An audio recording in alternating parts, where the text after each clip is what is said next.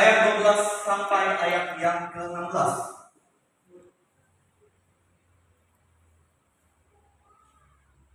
Silakan jemaat Tuhan menyimak kebenaran firman Tuhan ini. Saya akan bacakan terjemahan sekalian.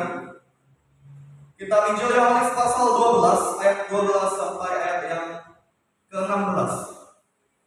Judul dari kebenaran firman Tuhan ini, Yesus dielulukan di Yerusalem. Ayat 12, beginilah firman Tuhan. Keesokan harinya, ketika orang banyak yang datang merayakan pesta mendengar bahwa Yesus sedang di tengah jalan menuju Yerusalem, mereka mengambil daun-daun palem dan pergi menyongsong dia sambil berseru-seru, Hosana, diberkatilah dia yang datang dalam nama Tuhan, Raja Israel.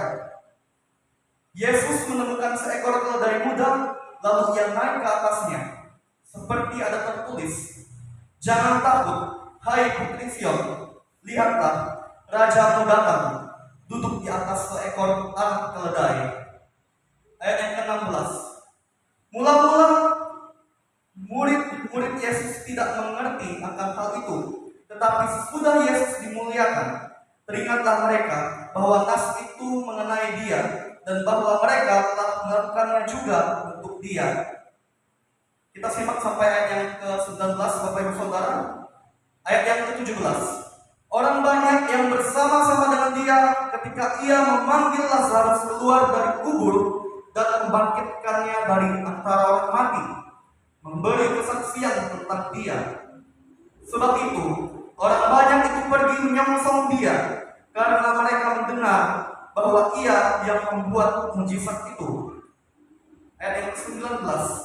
Maka kata orang-orang Farisi seorang kepada yang lain, kamu lihat sendiri bahwa kamu sama sekali tidak berhasil. Lihatlah, seluruh dunia datang mengikuti dia. Ya, dikatakan berbagi oleh firman Tuhan adalah setiap kita yang mau mendengar firman Tuhan dan mau melakukan firman Tuhan itu dalam kehidupan kita hari lepas hari.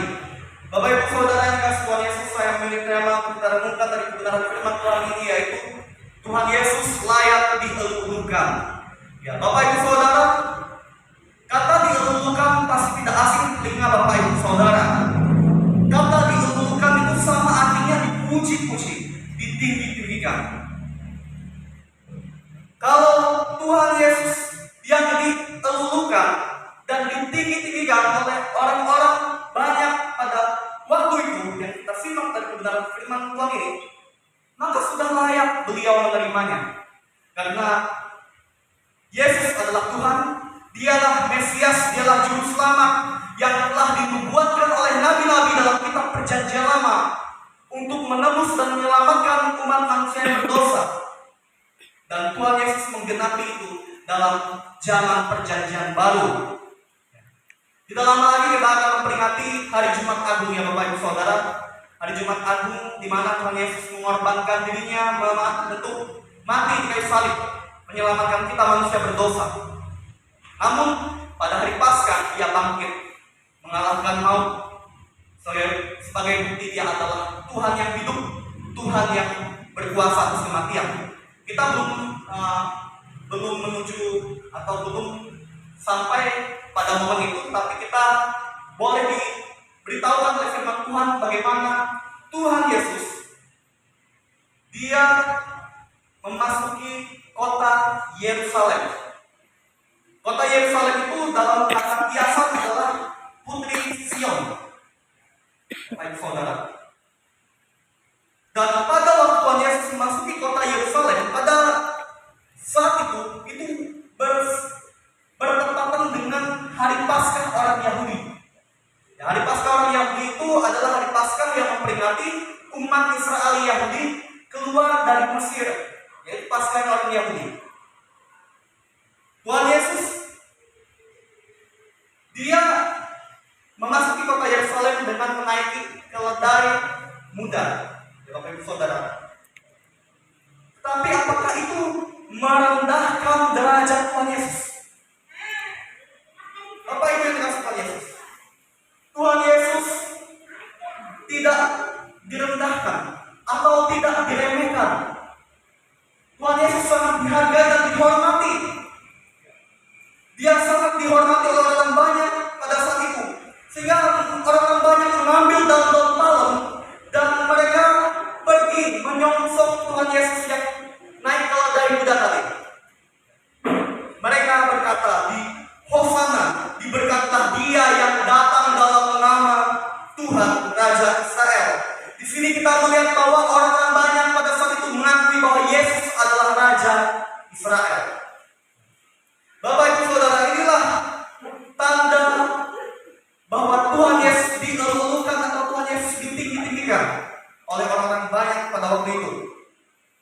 Tetapi sayangnya orang-orang banyak pada zaman itu, Bapak Ibu, karena mereka dalam keadaan Israel yang sedang dijajah oleh Kaisar Romawi, sebenarnya mereka mengharapkan Yesus, menghendaki agar Yesus menjadi figur Raja Israel yang bisa membebaskan Israel dari penjajahan Kaisar Romawi pada waktu itu. Padahal tujuan Tuhan Yesus yang sebenarnya ke dalam dunia bukanlah untuk menjadi figur politik atau menjadi pemimpin politik yang berkuasa secara pemerintahan atau secara politik pada waktu itu. Karena kedatangan Tuhan Yesus yang pertama kali ke dunia adalah untuk apa? Untuk menjadi penyelamat kita, untuk membebaskan kita dari belenggu dosa. Karena Tuhan Yesus melihat bahwa dosa itu lebih parah daripada penjajahan Romawi. Karena orang-orang yang berdosa sesungguhnya mereka sudah menerima kutuk. Kutuknya apa, Bapak Ibu Saudara? Kutuknya adalah hukuman di neraka. Di neraka itu adalah hukuman yang abadi. Tuhan Yesus tidak mau manusia binasa karena dosa itu. Makanya Dia datang ke dunia yang pertama kali itu menjadi figur atau pribadi yang ingin membebaskan manusia secara rohani, bukan untuk menjadi figur raja yang memimpin secara politik, secara pemerintahan. Tetapi harapan orang-orang pada zaman itu kan maunya Yesus menjadi proklamator atau seorang figur yang bisa membebaskan Israel dari kekaisaran dari penjajahan Kaisar Romawi.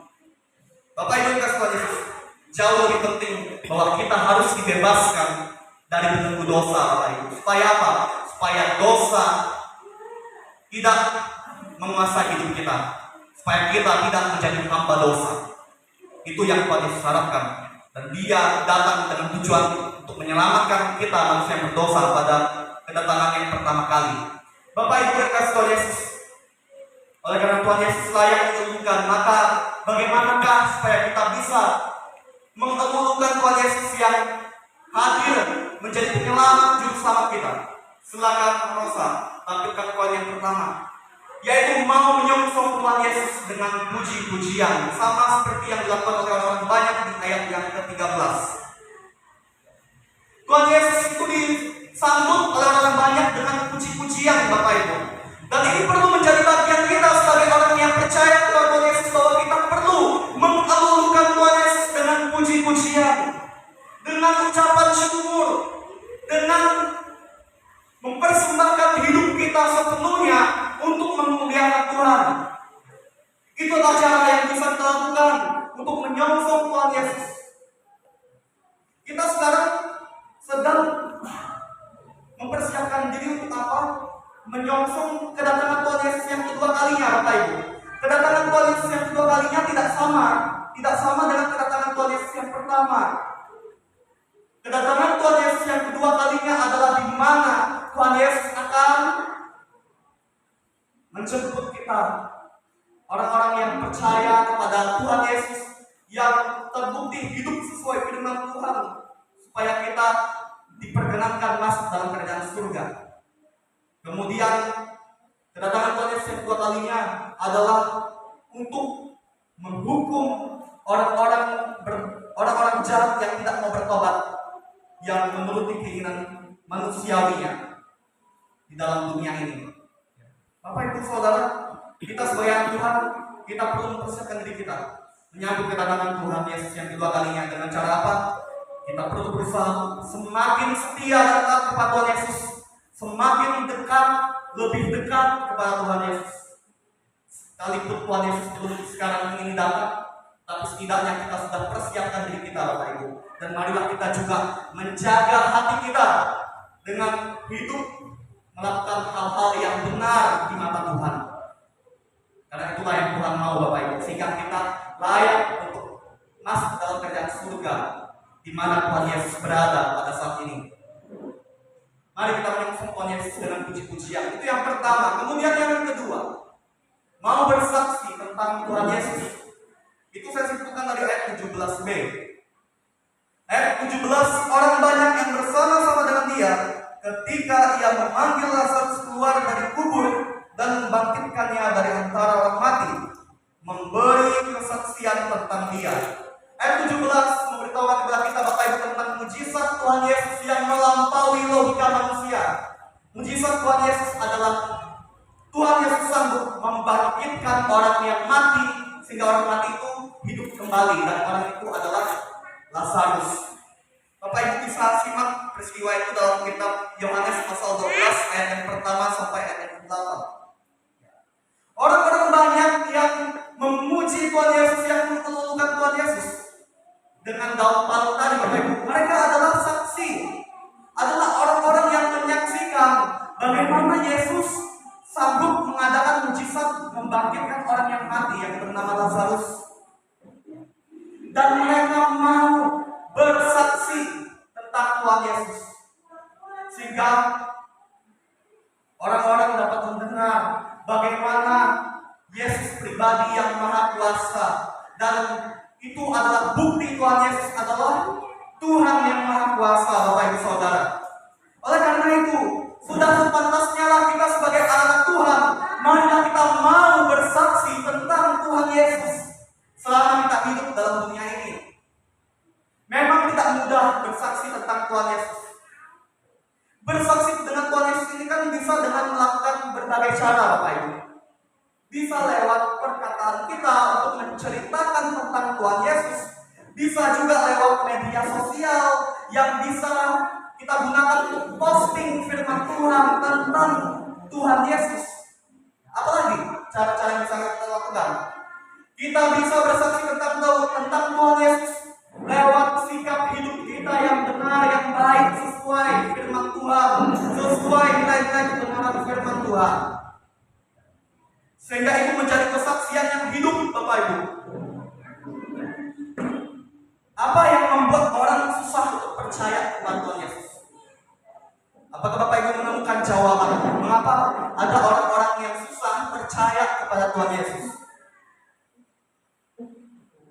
Yang membuat orang-orang di dunia ada yang susah percaya kepada Tuhan Yesus adalah ketika mereka dengan mata mereka sendiri melihat masih ada orang-orang yang mengaku dirinya Kristen tapi masih melakukan hal-hal yang jahat. Itu, Bapak Ibu, yang membuat mereka susah percaya kepada Tuhan Yesus. Makanya kita perlu sadar bahwa kita sebagai anak Tuhan, marilah kita menjadi pribadi yang memberkati sesama kita. Lewat apa? Lewat pikiran kita, lewat sikap, perkataan, perbuatan hidup kita yang baik, yang tidak menjadi batu sandungan atau tidak melukai hati orang-orang yang ada di dekat kita. Itu adalah cara untuk kita bersaksi tentang Tuhan Yesus, Bapak Ibu, sehingga hidup kita menjadi terang, hidup kita menjadi berkat, dan orang-orang dengan sendirinya pasti tersentuh hatinya karena mereka melihat Yesus terpancarkan lewat cara hidup kita yang baik, yang menjadi berkat buat hidup mereka.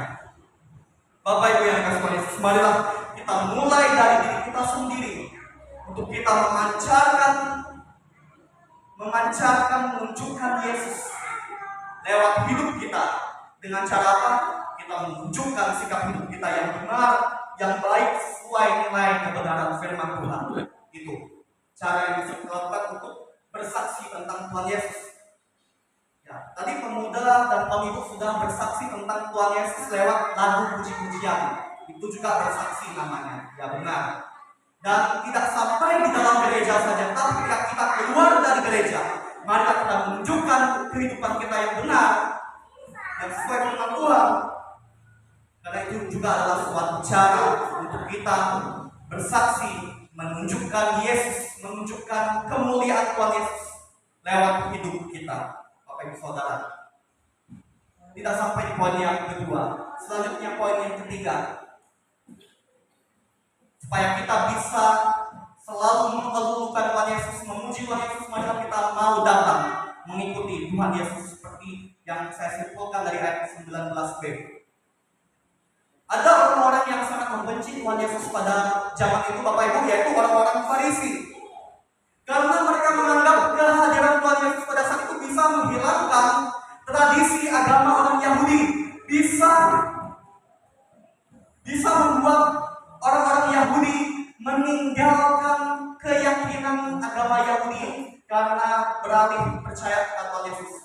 Itu yang ditakutkan orang-orang Farisi, Bapak Ibu, dan imam-imam Yahudi pada waktu itu, dan mereka tidak mau hal itu terjadi.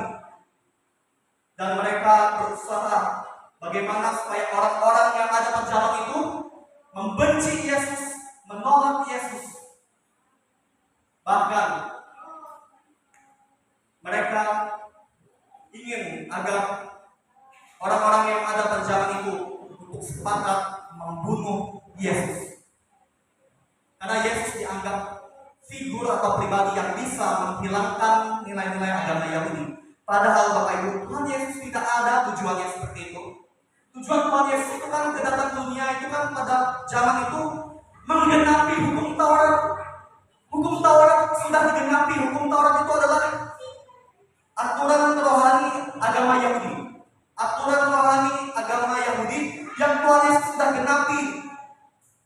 Sehingga orang-orang kalau percaya kepada Tuhan Yesus, mereka sudah pasti selamat. Mereka sudah pasti masuk surga. Tapi kan orang-orang Farisi tidak sampai ke situ pikiran mereka. Karena mereka tidak percaya kepada Yesus. Mereka tidak mengakui Yesus itu adalah juru selamat. Mereka tidak mengakui Yesus adalah Mesias, Bapak Ibu. Tetapi siapa sangka dalam ayat yang ke-19 orang-orang Farisi melihat dengan mata mereka sendiri bahwa seluruh dunia orang-orang banyak datang mengikuti Tuhan Yesus. Apakah salah mengikuti Tuhan Yesus, Bapak Ibu? Apakah salah orang-orang banyak datang mengikuti Tuhan Yesus pada saat itu? Tentunya tidak salah. Karena mereka datang kepada pribadi yang sempurna, kepada pribadi yang benar, yaitu Tuhan yang Maha Kuasa, yaitu Tuhan Yesus yang adalah jaminan keselamatan untuk menyelamatkan manusia berdosa, supaya manusia yang berdosa yang percaya kepada Tuhan Yesus tidak binasa dalam neraka, tetapi beroleh hidup yang kekal di surga. Bapak Ibu Saudara, kita pasti berharap bahwa tidak hanya kita yang hadir dalam gereja ini yang datang mengikut Tuhan Yesus. Di antara kita kan ada yang belum anggota keluarga kita, kerabat kita yang belum percaya pada Tuhan Yesus. Kita pasti mengharapkan mereka datang mengikuti Tuhan Yesus sama seperti yang kita lakukan dalam ibadah hari ini. Kita datang beribadah, ini kan kita datang mengikuti Tuhan Yesus, Bapak Ibu. Kita datang beribadah hari ini kan gereja ini. Kita pasti punya harapan melihat bagaimana orang-orang yang kita kasihi yang belum percaya pada Tuhan, mereka juga sama dengan kita datang mengikuti Tuhan Yesus. Oleh karena itu Bapak Ibu Saudara, marilah kita bekerja sama dengan Tuhan, membawa jiwa-jiwa datang kepada Tuhan. Setiap kita yang hadir dalam ibadah ini, kita tidak hanya duduk diam mendengar firman Tuhan, tapi Tuhan mau dan Tuhan menghendaki, Tuhan mengharapkan agar kita yang hadir dalam kesempatan ibadah ini, marilah ketika nanti kita keluar dari gereja ini, kita bersaksi tentang Tuhan Yesus dan kita bawa, ya kita doakan dulu lah, kita doakan supaya orang-orang yang kita kasih yang belum percaya pada Tuhan, mereka mau kita ajak untuk datang beribadah ke gereja ini supaya apa? Supaya mereka datang mengikuti Tuhan Yesus. Dan harapan besar yang menjadi tujuan yang penting adalah bagaimana kita ingin agar mereka diselamatkan.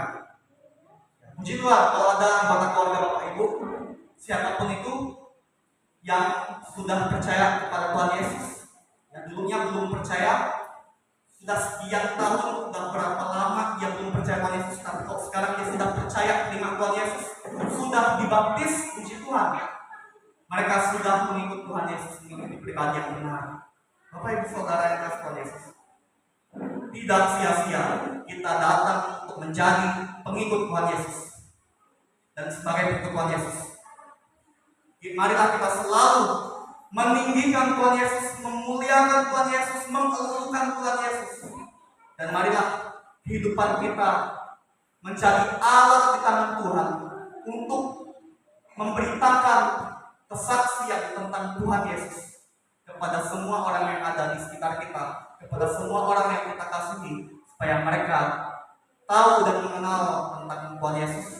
Dan kita berharap supaya mereka juga mau bersama-sama dengan kita datang mengikut Tuhan Yesus. Apakah Bapak Ibu Saudara belajar sesuatu dari firman Tuhan ini? Tuhan Yesus layak untuk kita luluhkan, layak kita puji. Oleh karena itu, marilah kita gunakan hidup kita untuk menggenapi kehendak Tuhan dalam hidup kita. Dan marilah kita mau dipakai Tuhan untuk membawa jiwa-jiwa yang belum mengenal Tuhan kepada Tuhan Yesus agar mereka juga diselamatkan. Bersyukur untuk firman Tuhan ini, kita berdoa. Sungguh Tuhan Yesus yang layak ditinggikan, layak dimuliakan, layak untuk kami puji dan layak kami sembah. Terima kasih Tuhan untuk firman-Mu yang boleh kami pelajari bersama-sama ya Tuhan. Kami boleh melihat kemuliaan-Mu, menyaksikan kemahakuasaan-Mu ya Tuhan. Jadikan kami pribadi yang selalu mengeluhkan Engkau ya Tuhan, dengan hidup yang selalu memuji Tuhan, dengan hidup bersaksi menceritakan tentang Tuhan Yesus, menjadi pribadi yang memberitakan tentang Tuhan Yesus lewat cara hidup kami yang benar sesuai firman Tuhan.